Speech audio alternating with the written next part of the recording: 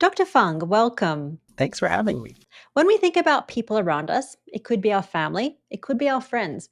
We probably know somebody that is overweight, severely overweight, or has a metabolic disease like diabetes, cancer, dementia, even heart disease.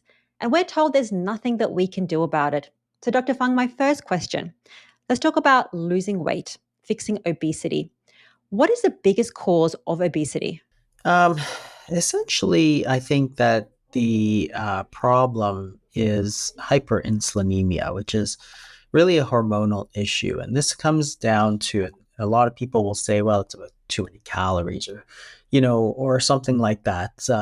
However, I think that doesn't really address the actual underlying problem because the thing is that our bodies respond to hormones, right? So if we're gaining body fat, then it's because the hormones have signaled us to gain body fat. Really, every single system in our body works the same way. Nothing happens by accident. And it's because in order for us to,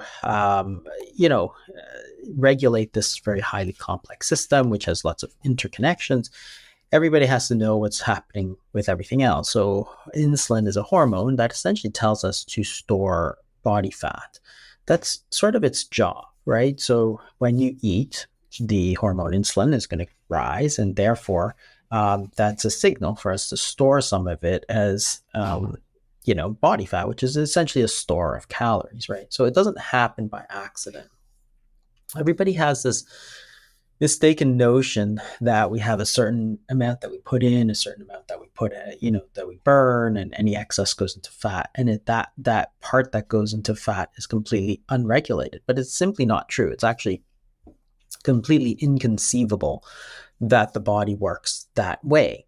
And the reason is that for most of us, the body weight stays stable. For example, if you think about weight gain, the average over the last 30, 40 years, really, even with this entire obesity epidemic, is about a pound a year. A pound of body fat is about 3,500 calories,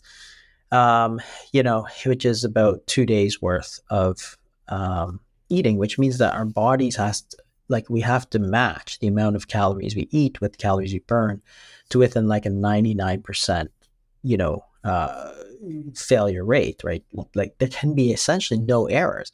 Yet we don't know how many calories we eat and how many calories we burn. So how can you maintain it within a 99% sort of accuracy without that? So this idea that it's simply some unregulated dump of calories is not true. So if you think about it that way, then what happens is people just say, oh, you eat less calories, which is just not useful advice. And I don't know why people think it's useful. Like that's the same advice that we've been giving for 25, 35 years, and it really hasn't helped anybody.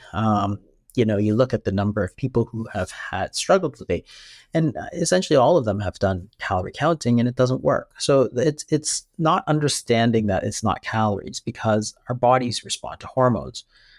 There is certain calories are going to stimulate insulin more than other calories. So if you eat cookies, you're going to stimulate insulin more, which means you're going to store more of that as body fat, which simply means, and you compare that to an egg, for example, then you don't stimulate as much insulin, which means you don't store as much of those calories as fat, and you burn more of those calories, right? That's all that happens.